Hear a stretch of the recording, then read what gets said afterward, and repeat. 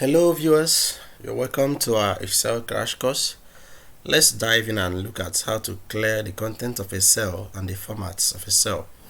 To clear the content of a cell, the content are these values, the numbers and the letters that were entered in a cell, while the formats are all these that you can see, the cell color, the bold, italics and the rest of them, the percentage and the rest of them. Those are the formats. So how do we clear the content? By simply selecting the cell, you backspace if it's only one cell, or you select a group of cells and click on delete.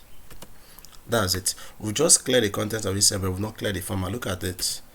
Once we put 20, we see how we are still having 20%. So the percentage format is still there. So if we want to clear the format, what do? We select the group of cells or the cell we want to clear. Then on the home tab, on the home ribbon, we go over to editing group, select the arrow here from where we see clear. Then we have clear all, clear formats, clear content. So we want to clear the formats. Clear format. Look at this. This has changed to 0.2 because the percentage has gone out. We've cleared the format. Let's take another example here. Say we want to clear the formats here. Just select. We've selected this row. Come over here.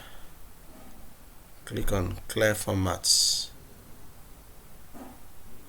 Okay, look at it. All the format that we set here has been cleared, both the border, the bold, the change of font style, the cell color, the field color, everything has cleared because we just cleared only the format.